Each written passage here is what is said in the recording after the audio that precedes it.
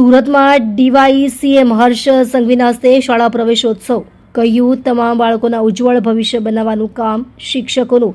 સુરત મહાનગરપાલિકા સંચાલિત નગર પ્રાથમિક શિક્ષણ સમિતિ દ્વારા ઉધનાની ખટોદરા કોલોની શાળા ખાતે શાળા પ્રવેશોત્સવ અને કન્યા કેળવણી મહોત્સવ અંતર્ગત એક ભવ્ય કાર્યક્રમનું આયોજન કરવામાં આવ્યું હતું। આ પ્રસંગે ગૃહ રાજ્યમંત્રી હર્ષ સંઘવીએ નવપ્રવેશિત ભૂલકાઓને શૈક્ષણિક કીટ આપી આવકાર્યા હતા અને કન્યાઓ પાસે કંકુ પગલાં કરાવી શિક્ષણના પવિત્ર ધામમાં પ્રવેશ કરાવ્યો હતો। કાર્યક્રમમાં સુરત પોલીસ કમિશનર, શિક્ષણ અધિકારી અને નગર શિક્ષણ સમિતિના અધ્યક્ષ સહિતના ઉચ્ચ અધિકારીઓ તેમજ મોટી સંખ્યામાં વિદ્યાર્થીઓ અને વાલીઓ ઉપસ્થિત રહ્યા હતા, જ્યાં બાળકો દ્વારા રંગારંગ સાંસ્કૃતિક કાર્યક્રમો પણ રજૂ કરવામાં આવ્યા હતા।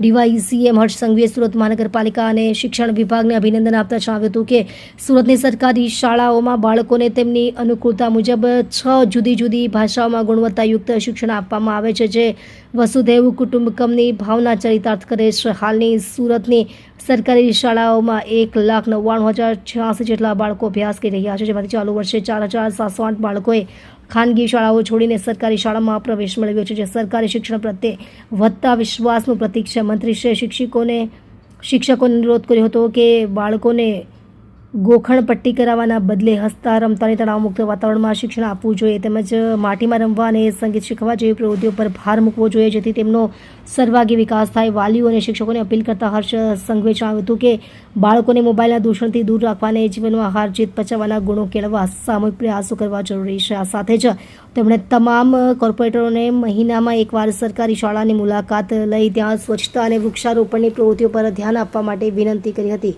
કાર્યક્રમના અંતે સામાજિક સુરક્ષા અને ટ્રાફિક અવેરનેસ અંગે વાત કરતા તેમણે બાળકોને એક અનોખો સંદેશ આપ્યો કે જો માતા પિતા હેલ્મેટ ન પહેરે તો બાળકોએ ઘરના દરવાજે પલાઠી વાળીને બેસી જવું જોઈએ અને જ્યાં સુધી વાલીઓ સુરક્ષાના નિયમોનો ન અપનાવે ત્યાં સુધી જીદ પકડી રાખવી જોઈએ, જેથી રસ્તા પર થતા અકસ્માતોને જાનહાનિ નિવારી શકાય। આપ જોઈ રહ્યા છો ગુજરાતની સૌથી પહેલા ખબર આપતી Surat express news channel, director Rajesh Mangleni સાથે।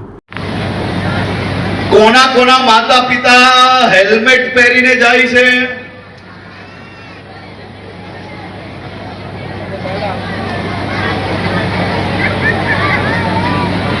જેના માતા પિતા હેલ્મેટ પહેરીને નથી જતા અને જેને પોતાના માતા પિતા વહાલા છે,